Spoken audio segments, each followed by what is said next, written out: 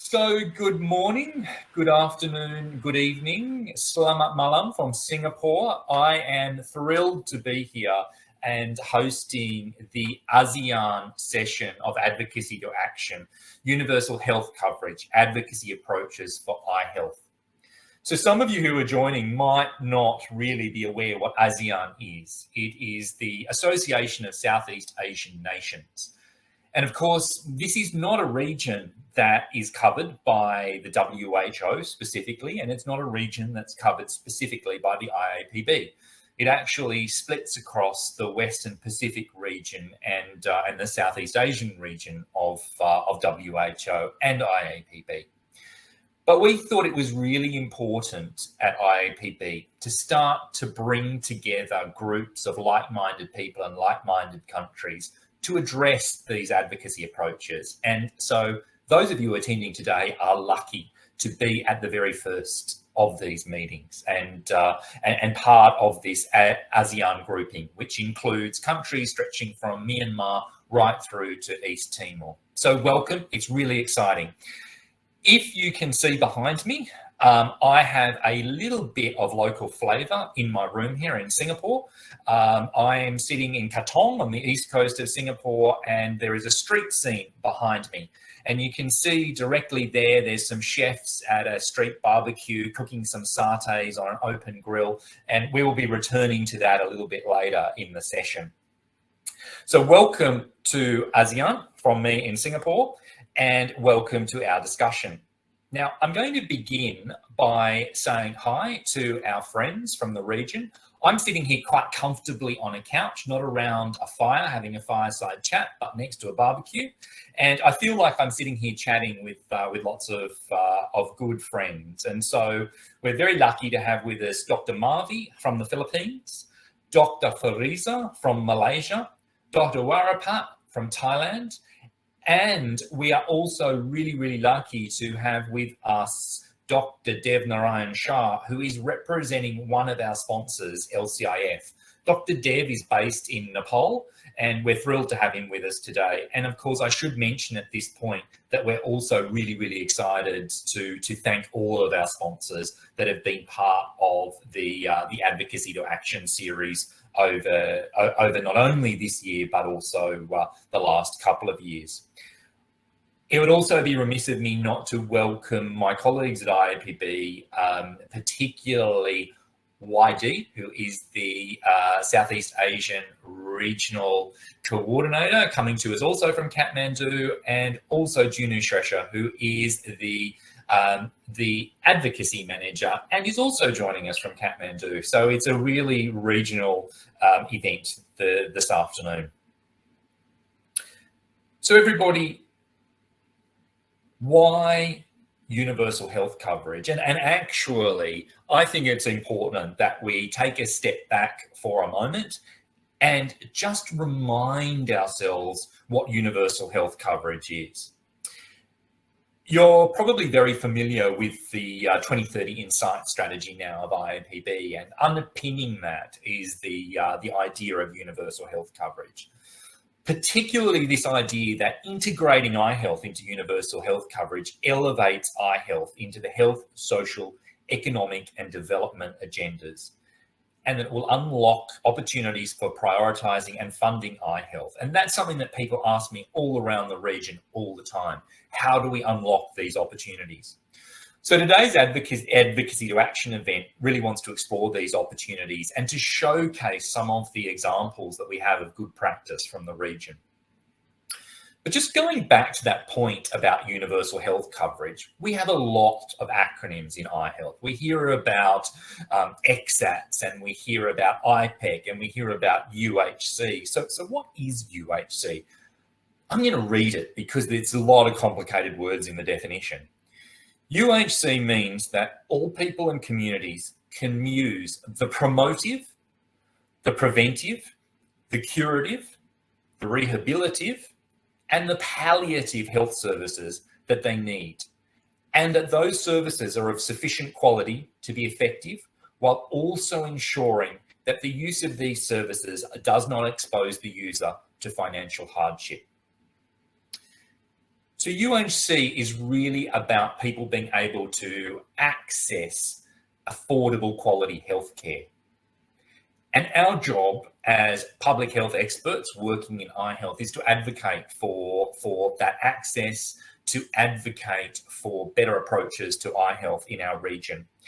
And these concepts really underpin not only the World Report on Vision from 2019, but also the World Health Assembly resolutions that were passed last year around effective cataract surgical coverage and effective coverage of refractive error, but also, of course, the whole 2030 Insight strategy. In order to address inequity, we need to ensure that eye health is embedded in universal health coverage. And at this point, I just wanted to mention to you that it's quite a special date this week. It's yesterday was the International Day of the Indigenous Person. And we all know in our countries that we have Indigenous people that are sometimes falling through the cracks when it comes to eye health. I know many people on the panel today work with Indigenous people within their countries. And these are the sorts of groups that it's really important to embrace as part of our approaches to universal health coverage. So it's important to mention them up front today. But without further ado, I would like to call on our first presenter, Dr. Nur Farizanya from Malaysia. Dr. Fariza is known to many of us. She is the National Head of Ophthalmology Services from Malaysia. She is a great friend of IAPB, is constantly involved in research across the region, particularly in as diverse areas as diabetic retinopathy, as medical retina, and she's been very involved with us at IAPB just recently in terms of supporting our technology work group. I'd also like to mention, because at IAPB we're quite proud of this, that Dr. Fariza was recently knighted by the King of Malaysia. So Dr. Fariza, without further ado, I'd like to call on you to give your presentation to us this afternoon. Thank you.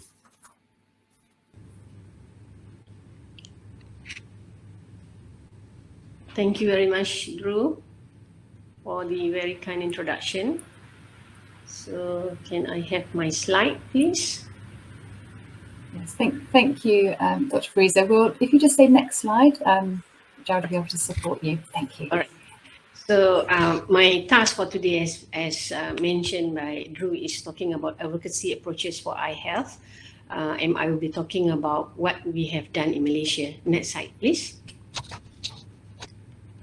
Next, please. All right. So World Report on Vision has defined the one slide before. It's a bit too fast. One slide before. Okay. So yeah. Sorry about that. Okay. So World Report on Vision has defined the integrated people-centered eye care as to provide a continuum of health intervention that addresses the full spectrum of disease according to the people's needs as well as throughout their life course. So here we are to deliver the eye health service to all level of population and wherever they are. So you can see from the picture that we are examining the pediatric cases as well as we are given services to the old folks home, and we go to the remote area as well to give our services for the eye care. Next slide, please. So a little bit on the country profile. Malaysia population of 32.6 million, and we have about 6.8 million aged 50 and above. In 2014, we have done our rapid assessment of avoidable blindness, whereby from this survey, we found that the prevalence of blindness in Malaysia is about 1.2%, and the prevalence of cataract blindness of vision less than 360 was about 0.5%. And majority of the cases in the blindness group as well as in the low vision group are comprised of cataract blindness, followed by diabetic retinopathy as well as glaucoma. And our cataract surgical coverage for the low vision or for those vision less than 360 is about 90%. And our estimated CSR in 2014 is about 3,500 patient per 1 million population. So in Malaysia, we divided our eye care into 6 zones. Yeah, 4 zones in the Peninsular Malaysia and 2 zones in East Malaysia. Next slide, please. So for the healthcare structure, in Malaysia, we actually have 2 definitive delivery system, which is the public sector, which comprise about 70%, then the private sector. For the public sectors, we also have these universities from University Hospital, as well as the Ministry of Defence Hospital. And the public sector also are slightly divisionally structured, and these divisions are not fully integrated, both for financial as well as administrative part. Next slide, please. So what we have done in Malaysia, that among the ophthalmologists and optometrists in Ministry of Health, we have made it clear that eye health is actually a priority agenda. So the issue that we brought up to the minister level is the accessibility to the eye care, as well as affordability to eye care. We want to make sure that it's not burden to the patient and not to leave anyone behind, so that all people have access to the eye care they need, where and when they need it, without suffering financial hardship. Next slide, please. So the first program that we have done is create an outreach program. So we have our cataract screening, as well as cataract surgery initiative program, whereby we perform an outreach cataract surgery. We have our diabetic retinopathy screening outreach program. We have also myopia screening among the preschool, which we call it AVIS program, as well as we do have a diabetic blindness activities to promote the activity of awareness for the prevention and awareness of the diabetic blindness. So by doing this, we actually engaging people and community. We involve the community heads, the pensioners, even the post-cataract surgery to come forward to promote and to reach out to the underserved and remote communities. We get the involvement of the primary eye care personnel, and also we involve the private optometrists and NGOs to close the loop to give us the subsidized glasses for the needy children. And most of our program, we involve our Director General as well as Minister in the promotional activities to show to the community and also to other health care providers the importance of this program. Next slide, please.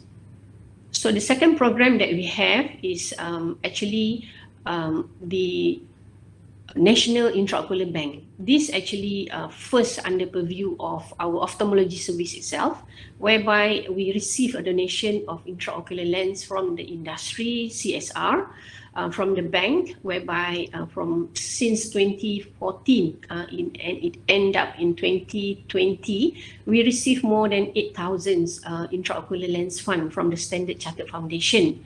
And from the NGOs, our Rotary Club all over Malaysia actually donating 50 to 100 pieces of IOL per session. And usually we have about 4 to 6 sessions per zone per year. And from the personal donation as well, we also receive. And for us Muslim in Malaysia, we have this Muslim beneficiaries money, or we call it zakat money, whereby per year they will give about 50,000 ringgit Malaysia to purchase the IOL for the needy, and also they give about 500,000 ringgit Malaysia for other medical devices in that needs in ophthalmology. And in 2019, actually government has come out with this, we call it PKB40. It's a medical implant as well as treatment fee freeze for this group of patients. These are the bottom earner of less than 40% of total income of Malaysia. Usually they earn less than 5,000 ringgit of Malaysia per month for the household. So IOL has been included in this program as well. So all outreach program actually benefiting from this free or national IOL bank as long as they fulfill the criteria that we have listed. Next slide, please. And the next program that we have is reorientating the model of care. So we have made it clear to the government that cataract is one of the major cause of blindness in Malaysia.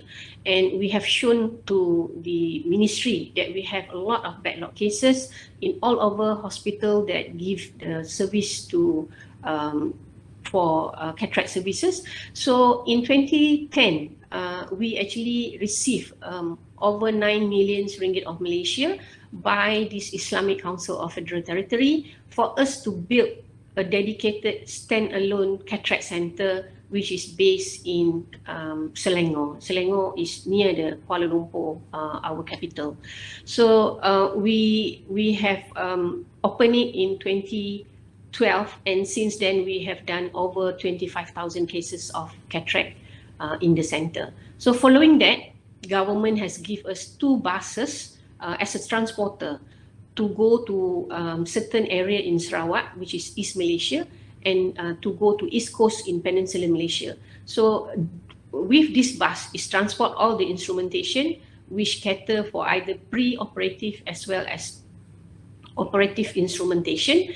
And we set up the center for the surgery in the remote hospital whereby there's no ophthalmology service, but they do have a proper operation theatre for us to do. So we can able to set up similar situation on environment of cataract surgery as per we do it in our cataract center or any hospital based in Malaysia.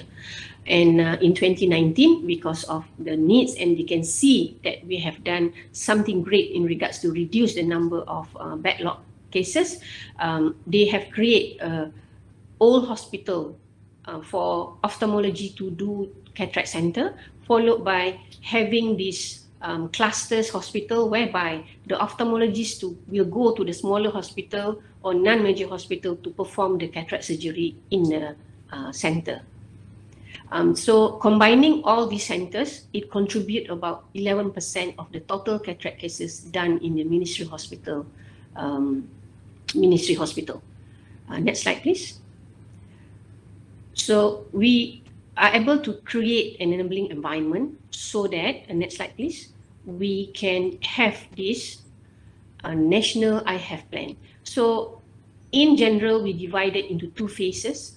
First phase is to identify problem, which we already done it at present time. We set the benchmark.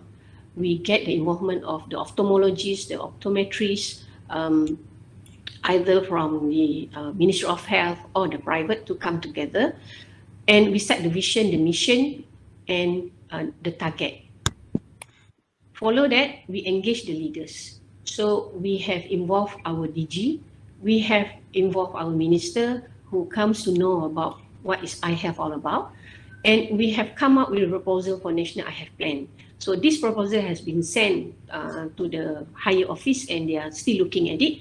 And we hope that from this, we can come with the proper integrated program to continue with what we have done, the 3 program that I mentioned just now, but we want to make it more integrated so that we can come out with a proper national health plan and the universal healthcare involvement of eye health will be there by 2030. So with that, I thank you for your attention.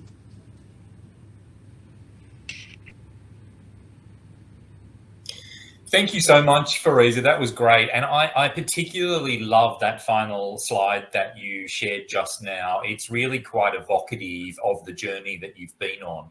And one of the real highlights in terms of your advocacy achievements in Malaysia, I think, has been your real ability to engage the DG, the Director General of Health. And so we might return to that later in the panel discussion. I'd like to mention at this point that we had planned to have a presentation from Indonesia from Dr. Yeni, who is of course familiar to all of us as one of our really good friends in the region. Unfortunately, Dr. Yeni couldn't make it this afternoon, so we can't have her presentation, but I just wanted to mention her and thank her for all of the hard work that she put into helping us build the session. We do have a moment's pause now for us all to reflect a little bit on not only Fariza's presentation, but also the whole idea of advocating for universal health coverage in our countries. And it's really great for us to be able to ask everybody the question, what do you think would help move the discussion from discussion to actually action? And we have a little Slido poll so that you can answer that question. For those of you who have the screen open, it's over on the far right hand side of your screen, and I've just seen pop up the question: what do you think will help the process of transition from dialogue to policy? So if you would like to hover over, click on that Slido button and hover over the QR code there, you can input your answer, and we'll see if some of those pop up. If you're having trouble with the Slido, feel free to type an answer into the chat box. That works for us also, and we'll see what people have to say. We've just got about 2 minutes to do that little activity.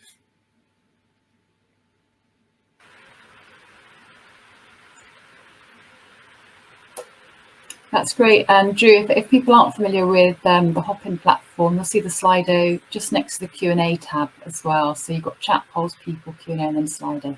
So we can see some people starting to vote, which is great. Thank you. Terrific. And some of you may have actually opened the entire window for the speakers, which means you might not be able to see where the Slido tab is. So you might just have to shrink your speakers window.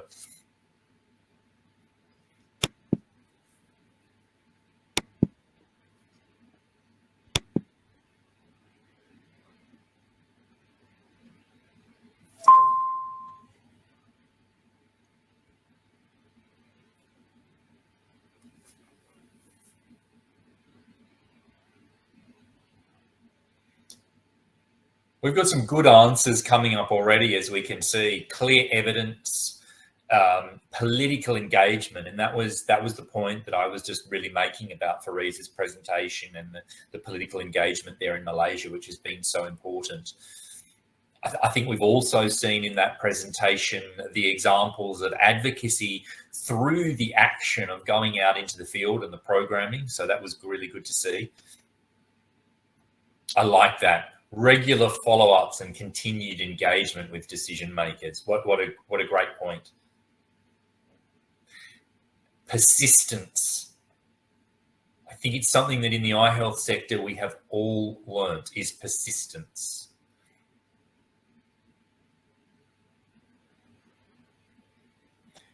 I also like the point there at the top around consistency. And this is one of the things that we've been highlighting at the moment when we're talking about the World Report on Vision or the World Health Assembly resolutions, or even 2030 Insight. It's really important for us in the sector to be consistent with our messaging when we're doing our health promotion.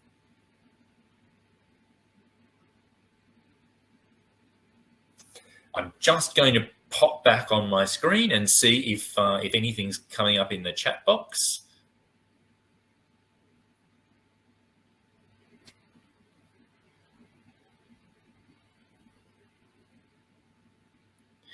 Some people are mentioning that they missed how to get involved. So you need to go to the Slido tab on your right-hand side of your screen. And if you can't see it, you might need to shrink your video screen to do that. I've just seen pop up here, diverse voices at the table. And that's one of the reasons we're here doing an ASEAN meeting, because we wanted to bring together a group that works well together, but isn't necessarily always heard in the global conversation as a group. So thank you to whoever put that point into the discussion box there. Please feel free to keep on with the with those as the afternoon continues if you think of anything. But right now we're going to move on to our panel discussion, and I would like to begin by introducing our two additional panelists this afternoon. First of all, we have with us Dr. Warapat, who is coming to us from Thailand. welcome, Dr. Warapat. Sawadee. It's great to have you with us this afternoon. Dr. Warapat is a member of the National Eye Care Service Plan Development Committee for the Ministry of Public Health in Thailand. And he has a long list of great accomplishments, particularly in the retina and vitreous field. And he is working at the Department of Ophthalmology at the Sirajaj Hospital, Mahidol University in Thailand. So welcome. It's great to have you with us. And we also have with us Dr. Marvi Warandaris. Dr. Marvi is also a really good friend of IAPB. She is the Vice Chair of the National Committee for Sight Preservation in the Philippines. The NCCSP works tirelessly on advocacy efforts around the eye health sector in the Philippines. And of course, some of you may know Dr. Marvi also as the country manager for the Fred Hollows Foundation in the Philippines, and a very well-known ophthalmologist. So thank you also, Dr. Marvi, for joining us this afternoon, and joining Dr. Fariza on our eminent panel. So to our panelists, the first question is for Dr. Marvi. Doctor, I'm going to be a little bit cheeky here because I have been behind the scenes very recently in a policy dialogue discussion with you in the Philippines. And I'm going to ask you, what were the challenges or the barriers, if you like, when you were proceeding to frame that policy dialogue in the Philippines with policymakers? Thanks, Drew. Hello to everybody. Yeah. I agree with the answers of the participants in the slide before.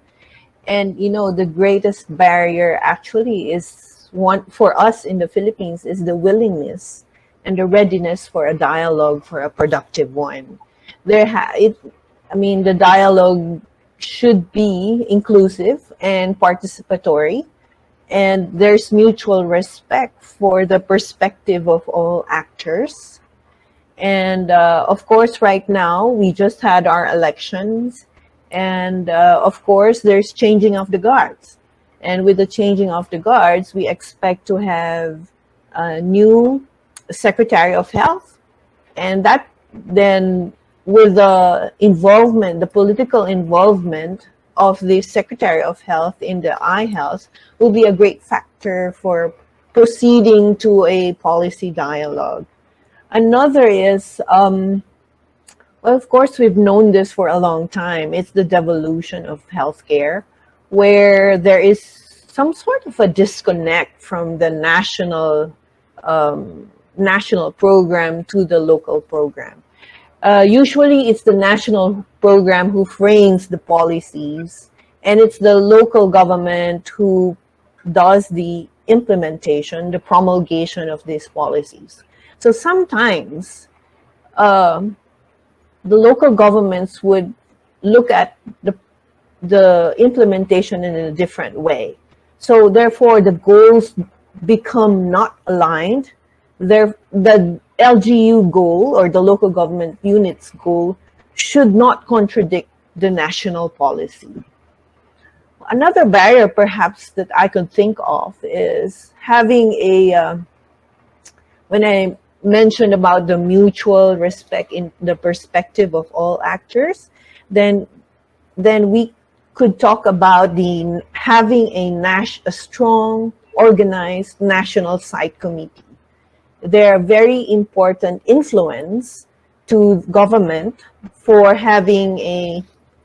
proceeding to a national plan for a policy dialogue. Another thing that I can think of is, the last one is the greater clarity and a deeper maturity on the role and purpose of NGOs in the government plan, in the government program. Because we encounter sometimes that some people think that all NGOs provide financial support. There are different types of NGOs. There are those who provide financial. There are those who are empowering. so more of a technical assistance, and there are those who are charitable. So I think one way to proceed to a wider inclusive policy dialogue is to respect the mandate of the NGOs. Thanks, Marvi. I think you made a really interesting point there about a national committee and how actually it's a really important tool, and so therefore if it's weak, it actually becomes a barrier or a challenge. And I just wanted to mention to everybody that in the Philippines, the National Committee is having a look at its remit at the moment. Did you want to say a couple of words about that, Marvi? Because I think it's a really good example. Oh yeah, of course, the National Site Committee in the Philippines has been formed during the time of the Vision 2020. And so we are now transitioning into the 2030 end site, and a decade has passed. I think more than a decade has passed.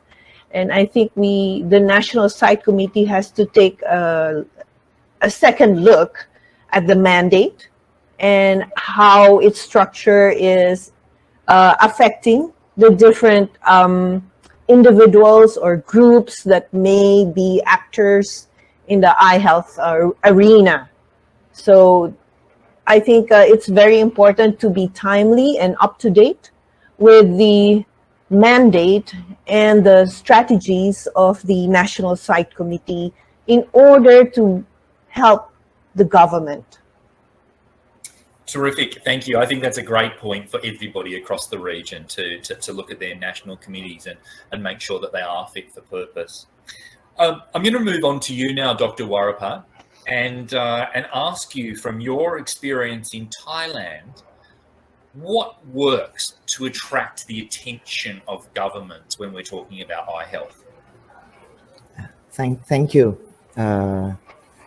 For traction of the government is about the same as the panel and the participant already list. Firstly, that we need a clear evidence. Thailand quite lucky that we start the universal health coverage program like more than a decade. Somehow, disease that gonna have the progress is not depend on the level of the severity or the impact on the patient or society, but it's mostly depend on the expert group that can bring the good evidence to the policy maker and fund manager especially. And you have to shrink or you have the reasonable price to introduce the proposal to them. And then they have a committee level to, especially in the funding to concentrate this in detail and launch the national policy. So the majority is like you have clear evidence. And now it's like, in my opinion, it's quite nice that we have done our work and we released the work report on vision, and now we have the WHO resolution and the targets, and also the point increasing percentage in the refractive and the cataract and the other, and so also the UN resolutions. So this is going to be more easier for the evidence part in terms of the government, that we can make this connection to other stakeholders like Ministry of Education, Ministry of Welfare, and for the and a lot of also the public works. But for most of the times that clear evidence and gathering the good proposals to the policy maker by the terms like the national board of eye care, and wrap up this to the funding. And if it's possible in terms of the evidence, especially we can connect to the higher policy maker by enforcement of the data inside the country, also outside the country. As we are moving now, it's quite very important. We are lucky that we have the UHC coverage, but we have to compete ourselves with also the other subspecialties or other disease-specific entities that they have much more times to work on the data side, and mostly eye care specialists like a family to do just the practice work operating work, but it's not, you have to gather someone to take care of the data and take care of the policy workforce on this side. So I think about this, it's gonna move the government. We have lucky that we have the board and also the funding by the UHC already. Thank you. Thank you, Dr. Warapat. I was really pleased to hear you saying about the engagement with the other ministries, because that is so crucial and so often gets forgotten when we're talking about attracting attention. So thank you for mentioning that. I know that Thailand in our ASEAN region is a real leader when it comes to data and to the importance of data. And it was very interesting for us at IPB last year when we had the World Health Assembly resolution on effective cataract surgical coverage and effective refractive error coverage, that Thailand was actually asking for one around diabetic retinopathy also. So we know that that this is very important in Thailand, and thank you very much for highlighting that. Moving to Dr. Fariza, for those of you who may not have noticed, Dr. Fariza's name is wrong on here, and we're sorry for that. But it really is great to have Dr. Fariza. It is the real Dr. Fariza. Dr. Fariza, so when we saw that fantastic pathway that you showed on your last slide, what was the critical factor to move from dialogue to commitment? Okay, the most critical factors is to have somebody that really willing to do it, a good the leader that actually is there all the time, because it's not easy, especially when we want to have many collaborators in. So there must be one person or one voice that can bring all these people together. So that is for me very important factors. In the one that we have in Malaysia, when we passed the National Eye Plan proposal to the ministry, the next question they asked was, who's going to chair this? So it come back to us, ophthalmologists, to chair. So I said, okay, never mind, we can take the challenge first. But following that, I think somebody in the higher ministerial level should be in, because we need to prepare a lot of things, including the financial budget, to ensure that all this being continuously or sustainability is there, and to ensure that we get we're able to get support from our Ministry of Finance, something like that, to ensure the equipments that we need for our services is there. But to do promotion, to do treatment, and to do other activities is not a problem, because I'm sure, Drew, you know that we have a strong team in Malaysia among the ophthalmologists as well as our public optometrists, that we are really work hand in hand together to ensure that all this activity is done. So for me, the main thing is to have the most important is to have a great leaders and somebody that willing to continue with the activities. Thanks, Fariza. I think that great leadership is so important, and that's why it's fantastic to have three great leaders with us on this panel this afternoon. Thank you again all for joining us. You also mentioned there money. This is something that comes up in almost every conversation when it comes to eye health. So I'd like to put it to the three of you, if any of you can answer. What do you do when somebody asks you about resourcing, when the government says to you, who's going to pay for this? How do you get around this challenge? Okay. I think the first thing to do is we must have very clear roles, within the government and for the NGOs or for even the professional societies, because not everyone can provide the financial support. And we have to respect them as well, these organizations, because ultimately what makes health program, whether it's eye health, mental health, is really the sustainability that we need from government.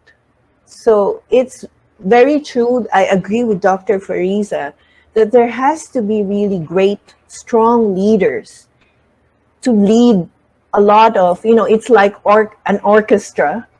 Everybody has its own role. Everybody has an instrument to play. And there's this person in the middle. And usually that's the government.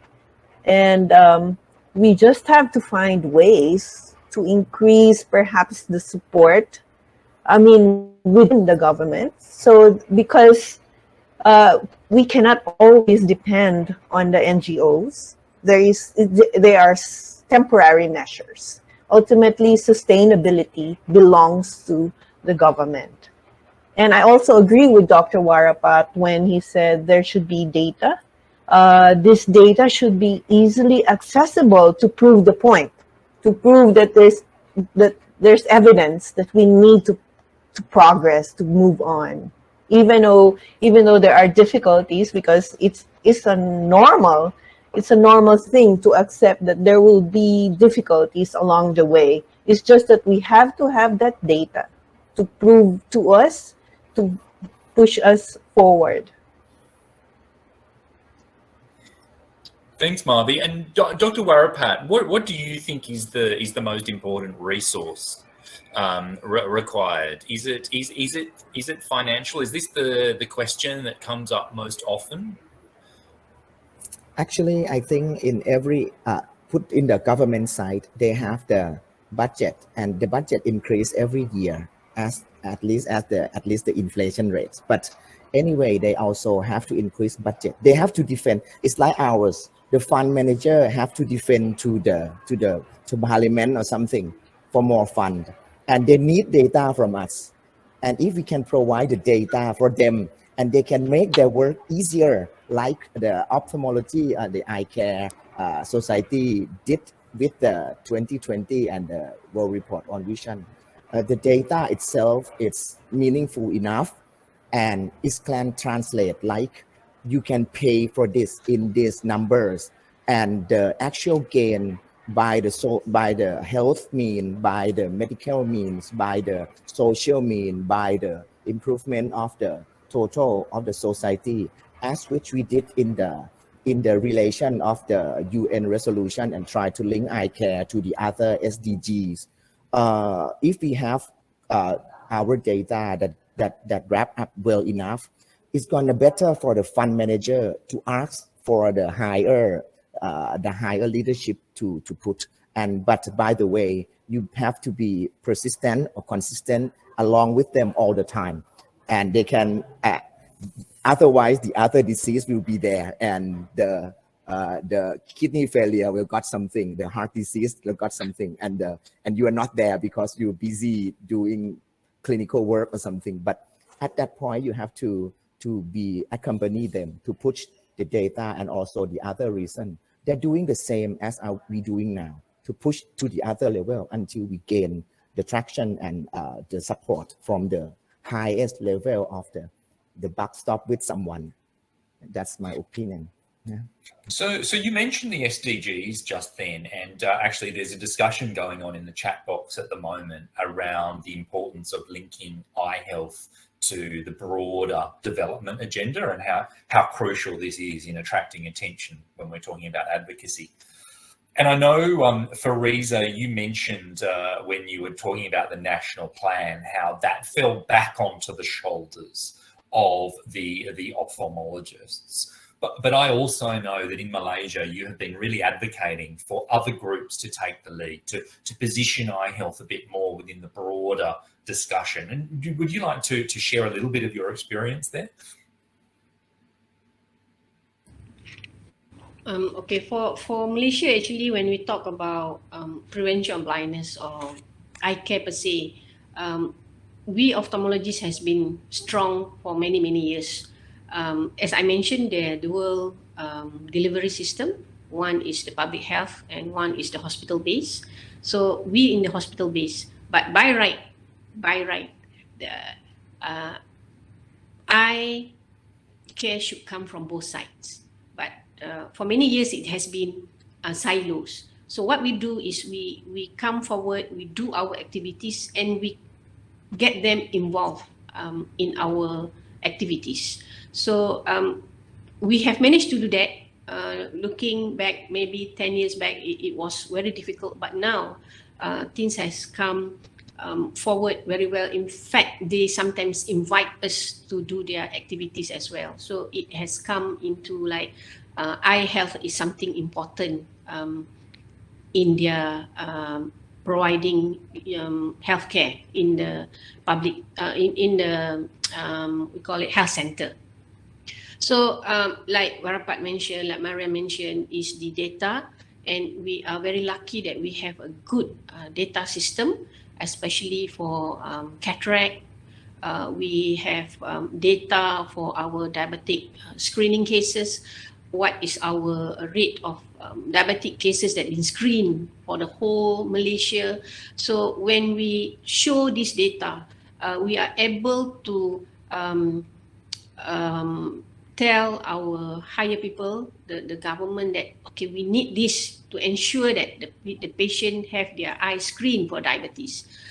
We need more money, more financial support to do cataract cases. For example, during the COVID case, during the COVID years, 2020, 2021, most of the operation theatre for non-COVID cases has been closed.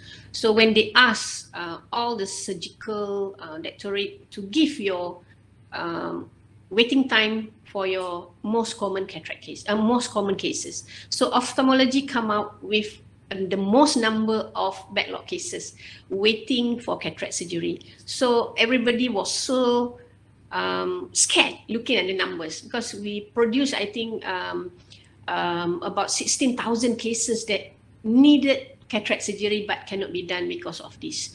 So they are giving us a lot of financial support. Some are outsourcing, some they are giving extra budget for us to continue.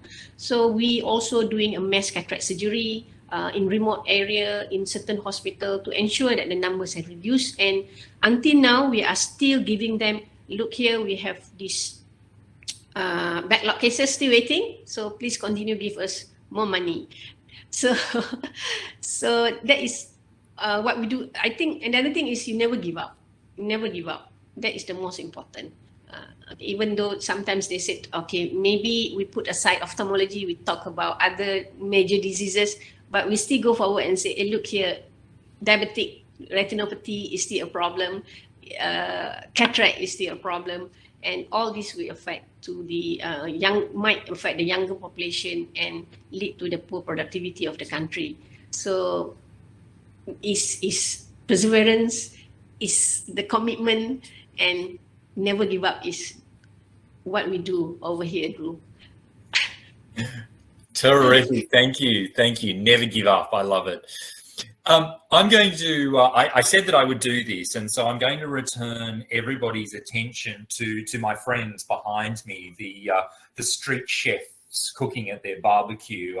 I haven't quite decided whether they're cooking satay or char siu or roti, but what I have decided is that we're going to give them a new recipe, and it's a recipe for the inclusion of eye health in UHC.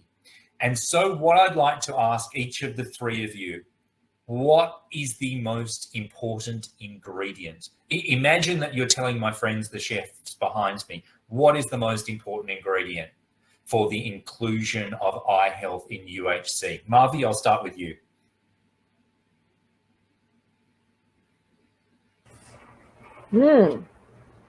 Just one. I think the most important, not because, I'm biased a little because we are all ophthalmologists here, but I think one of the important ingredients of inclusion of eye health is really the eye sector, the eye health professionals, because we are the ones that push, just like Dr. Farisa said, be persistent, never give up. We push and we deliver the services.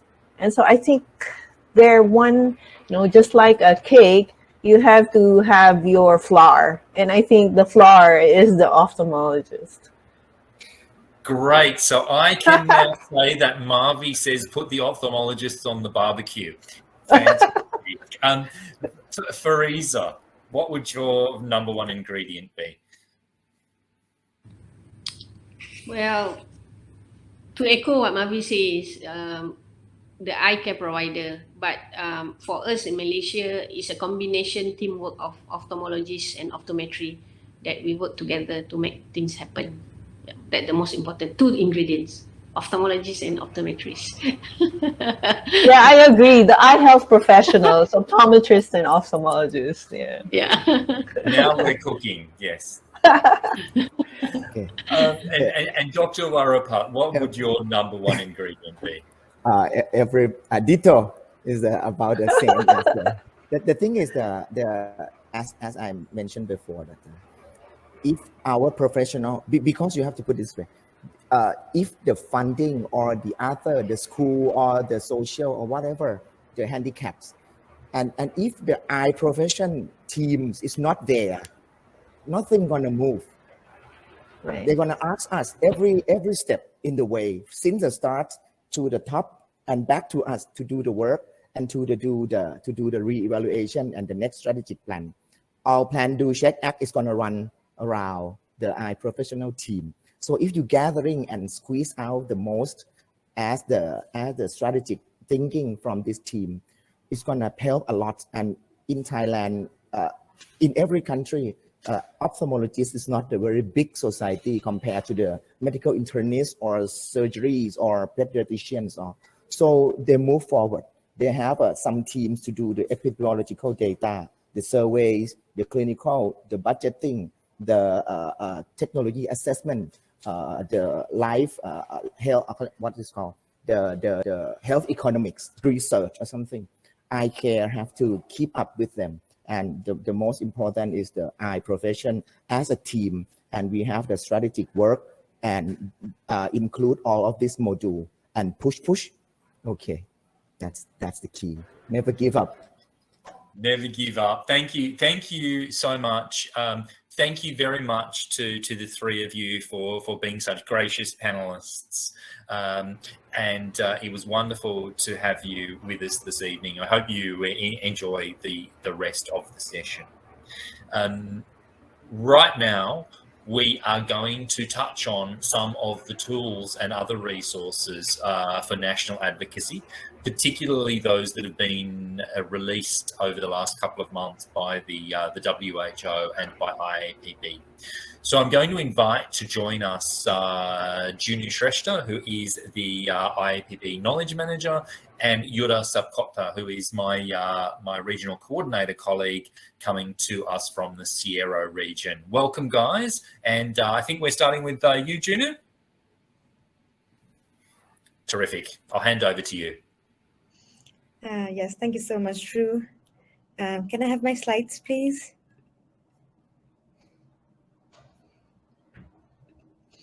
Yes, hi everyone. So good afternoon from Kathmandu, Nepal. I'm Junu Shrestha, Policy and Advocacy Manager at IAPB. I'm leading the implementation of Integrated People-Centered Eye Care at IAPB, and today I will be discussing about the IPIC, that is Integrated People-Centered Eye Care Advocacy to Action Toolkit, as one of the important IAPB resources that support and guide advocacy for IPIC implementation in countries. Next slide, please.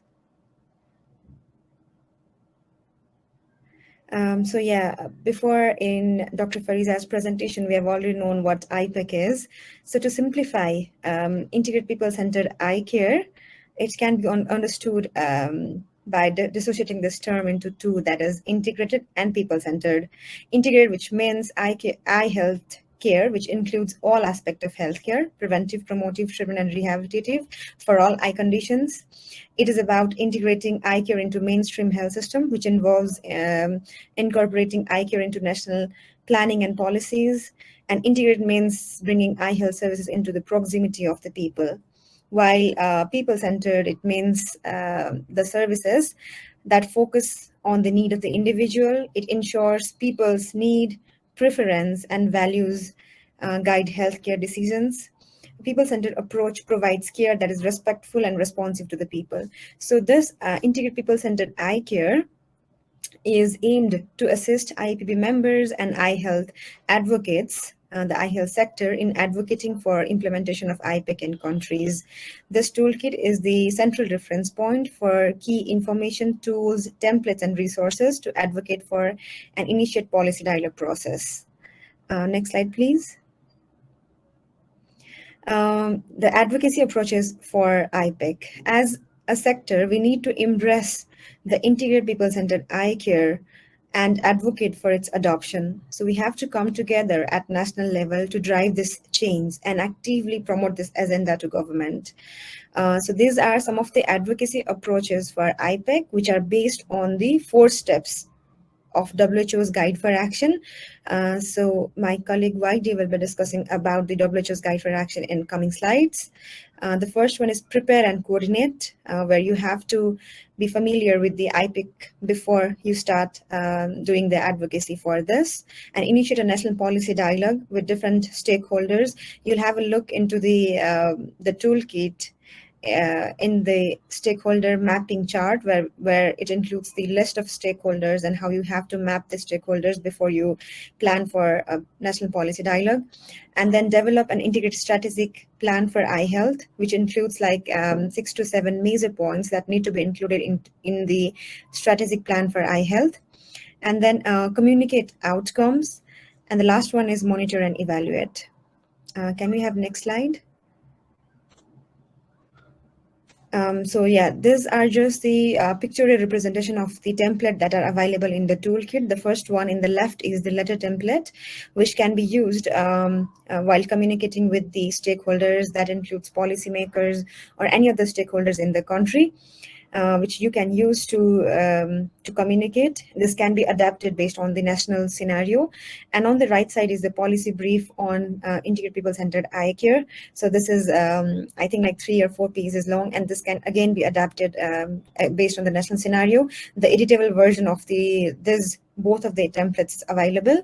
And also we have a presentation template, a presentation slides in IPEC, which can be used at the national level policy dialogues to help the stakeholders understand about what IPEC is. Next slide, please. Yeah, the main thing, another main thing that the toolkit involves is some of the successful tips for advocacy, which are like working together and reaching out to others, build in flexibility from the outset. Like you need to be flexible to respond to changing events and opportunities, relationship building with policy influencers and decision makers. So invest time to building a relationship with the policymakers and decision makers. The next is be clear of your objectives throughout the journey, and then grab local opportunities. So by developing capacity to create and recognize policy windows and then respond appropriately. Next slide, please.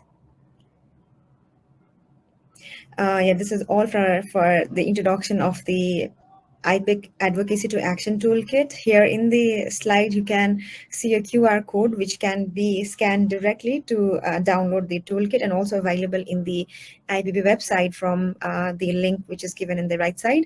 So you can also connect to me to share your story from your country about your journey on advocating for IPEC in countries. And we'll have reach to our members and our readers about the challenges that you had and the success stories you had while advocating for IPEC. Thank you so much. And I would like to hand over to Vaidi for the upcoming presentation. Yeah, thank you so much, Janu. Can I have another slide, please?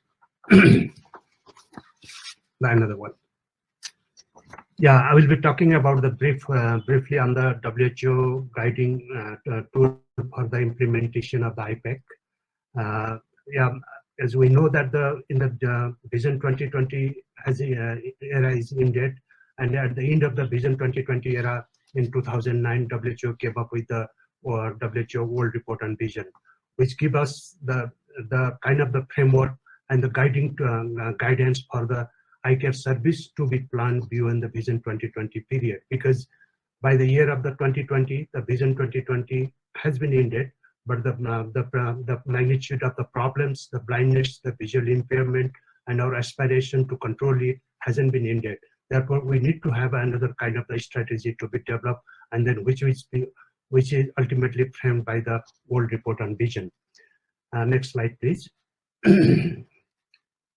So after the launching of the World Report on Vision in 2019, and we have had a subsequent World Health Assembly resolution came up with on the process of how to implement the World Report on Vision recommendation, which is mainly the integrated people-centered eye care, which has already been discussed and mentioned several times by our experts and panelists in the previous presentation. So I do not need to go in detail on that.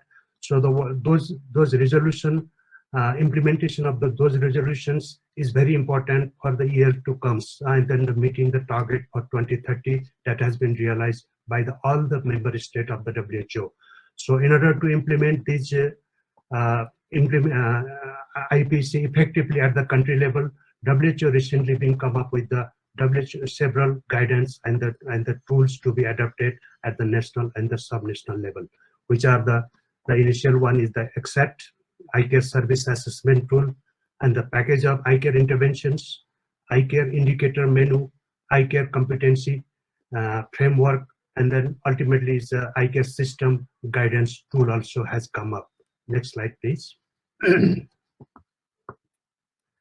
So to talk about the brief on the eye care service assessment tool, this is designed to answer what is the current situation of the eye care service in the country. It will evaluate and the kind of the assessment, what priority area need to be addressed in the strategic planning, and what are the possible activities the gap need to be addressed. That what the eye care service assessment tool will highlight.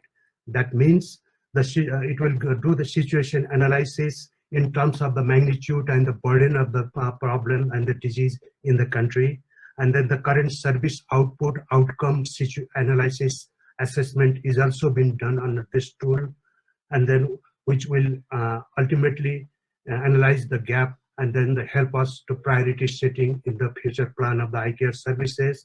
And also the eye care service assessment tool focused on the eye care workforce situations and their the gap analysis of that, and then how to address those kind of the things. This EXACT tool is very helpful on this country situation analysis, and then to carry out the evidence-based planning. The tool is eye care indicator menu. Is a kind of the comprehensive set of the input and output, outcome, and the impact indicators is in this tools, and which will be ultimately facilitate us to monitor and the strategic action for the eye care services at national and the sub-national level. This indicator menu has a kind of the 13 core indicator has been included with the view and opinion of the global experts on the eye health services in the public health. And then there are additional 13 expanded indicators has also been included in this menu. So this menu will provide us and to monitor and evaluate on ongoing eye care services, and then also help us the target setting, and then monitor the progress and the impact of the ongoing eye care services. So therefore, this indicator menu and this tool also is very helpful for us to plan and monitor the eye care services. Another tool is a package of eye care interventions, which facilitates countries' decision on ways the intervention to priority, how this can be budgeted and integrated into the national health services package and the policies. So that means, so how to make the eye care program more people-centered, and then the community-centered, and then at the primary, secondary, and the tertiary level of the eye care services. This package of eye care intervention is very useful. Well, this has been developed for the global perspective, so it may not be exactly implemented at the local level. May need some adaptation, but it's very useful tool for us to adopt in our national eye care policy and plan. Another is the eye care competency framework. Eye care competency framework is more focused on the human resource management, and then addressing the human resource gap, and then developing the competent eye care force towards the implementation of the IPEC, which is also considered and then suggested by the previous panelist, which is very important ingredient for us to implement the IPECC and to get the good outcome of the eye care services. All this IPECC steps has been guided by the eye care health system guide for action, which shows us the to have an effective planning. First, they have to have a kind of the situation analysis of the country, which will ExTAT will help you, and then you have to have a kind of develop the strategic plan aiming to the incorporating all these global resolutions, and then with the help of the eye care indicator menu, it will help us to set up your targets. And then another thing is the implementation of the planning, which is in every level, community level to tertiary level. What kind of the intervention is important? What is the people? How can we make it more people-centered or people-focused and address all the need of the people? So that will help us by the package of eye care intervention, and then also the human resource development, and then also the indicator will help us the monitoring and the review of the eye care services and the IPEC implementations, and then getting the 2030 target. So one more another slide, please. Next slide, please. So just to show this,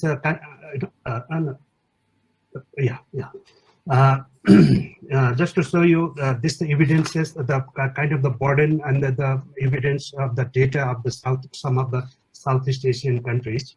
So as already discussed in details on the importance of the data and the evidences, so I do not need to go in detail considering the time constraint also. So the data and the evidences are very important for advocacy, for implementation, for monitoring, and then the evaluation of the eye care services. That has been already been several times mentioned by our panelists and the experts. It is also very important for us for the resource mobilizations, human resource plans, and the planning the interventions and monitoring the access, the impact of the ongoing eye care services. Therefore, what I want to suggest and add on what the panelist and the expert has said in the previous sessions is when you are planning the eye care intervention, along with it, we have to have a kind of the system or the mechanism also on the constantly data generating or the mainly on the outcome data generating system also inbuilt in our planning, so that the evidence generations and the data generations should be a kind of the part and parcel of the eye care interventions, and then which help us on the all this advocacy to bring into the action. Thank you so much. Thank you, Junu and YD. Terrific to hear about those tools, and it was particularly important to finish there, YD, talking about the competencies, because that's what we're going to discuss now in the breakout session. We have about nearly 10 minutes, about 8 to 10 minutes for you all to have a little bit of a chat. We're coming to the end of the sessions, and so I'm sure everybody will be feeling like a little bit of a virtual stretch, and so we're going to break up now into small groups. And the question for you to discuss in your small groups is, what are the top 3 needs that require advocacy action in your workforce setting for IPEC? We've heard right through today's session about the importance of HR, and so this will now be able to be drawn out a little bit more in this breakout session. So as I said, around about 8 to 10 minutes to have a little quick chat about that question. So please discuss the top 3 needs that require advocacy action in your workforce setting for IPEC. Okay, thank you, Drew. We're just going to be joining those rooms now, and we just post that in the chat as well, so you can take that question with you. We'd like to encourage you to put your cameras on if you can.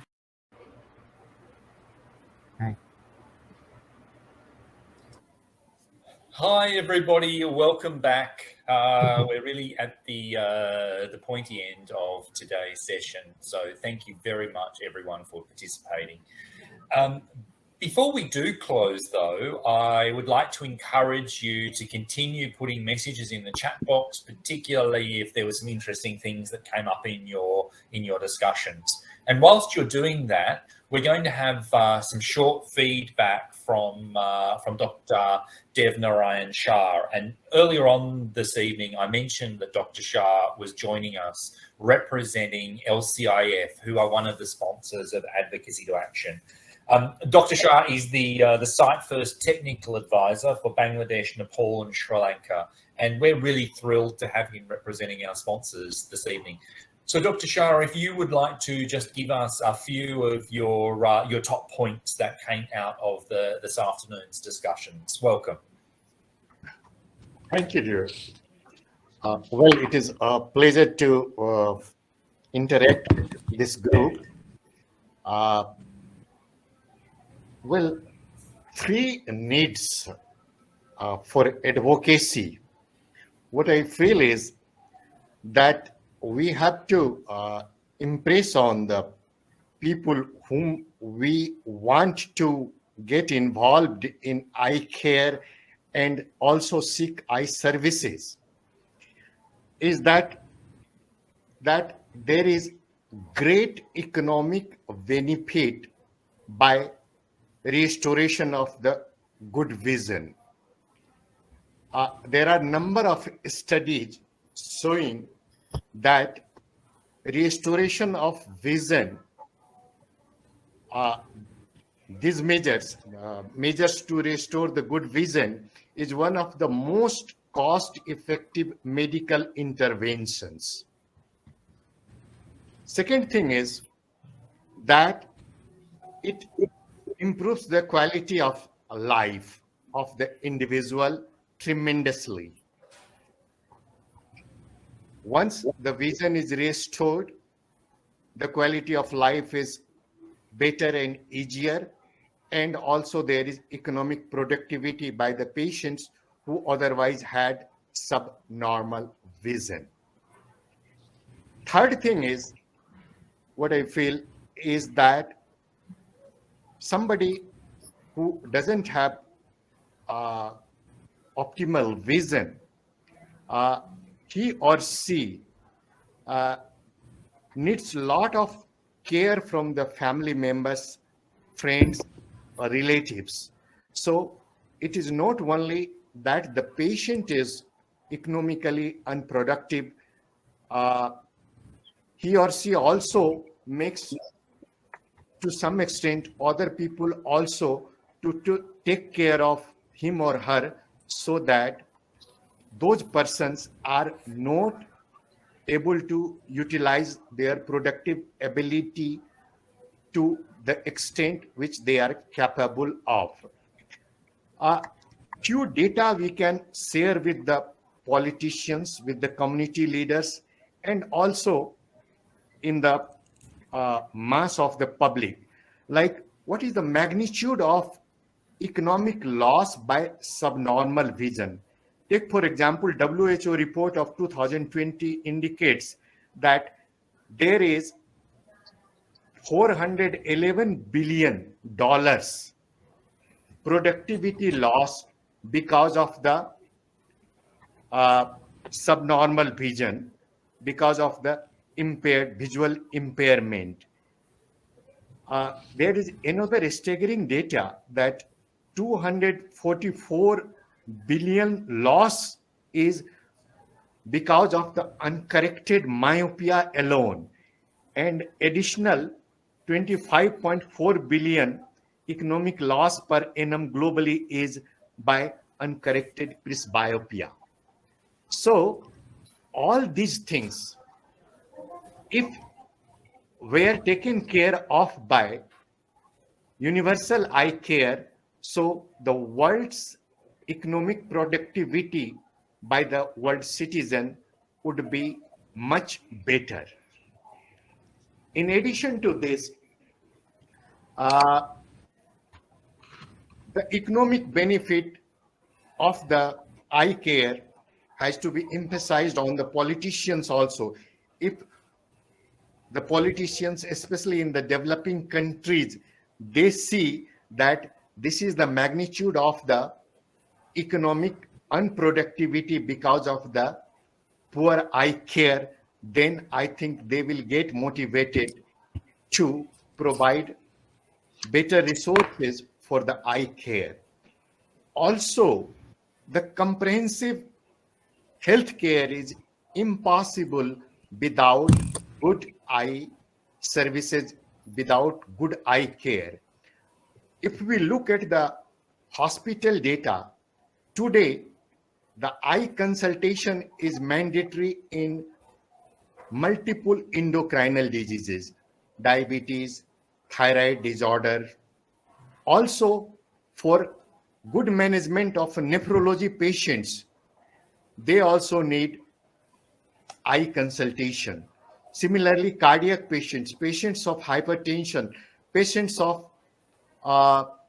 musculoskeletal diseases, mainly immunological diseases, they also need good eye consultation, treatment, eye care. So eye care is vital for our population, for economic development of our country, for the well-being of our citizens, and of course, the quality of the life. If that improves in our community, in our country, that makes a lot of difference in the overall outlook of the country, in the human development indices of the country.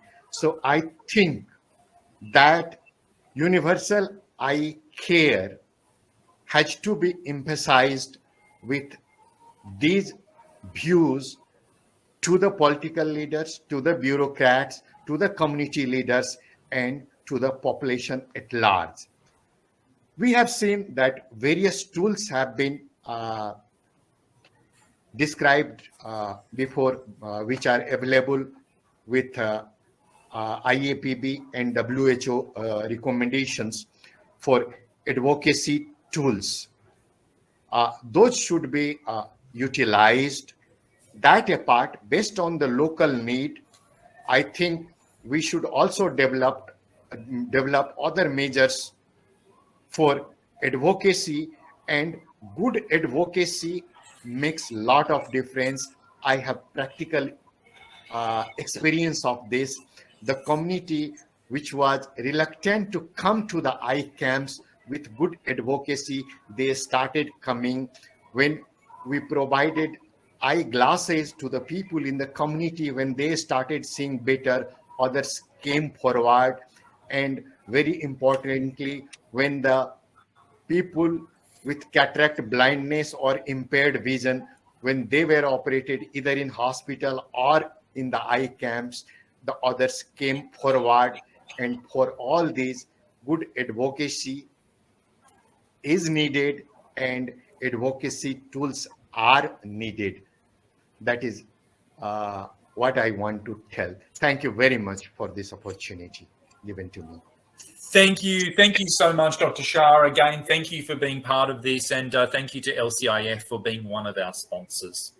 So everybody, that brings us right to the end of the 90 minutes of today's Advocacy to Action session. We hope you have enjoyed our barbecue side chat with me coming to you from Singapore, and a particular terima kasih, selamat po, and kop kun kop to our panelists. It was really great to have you with us.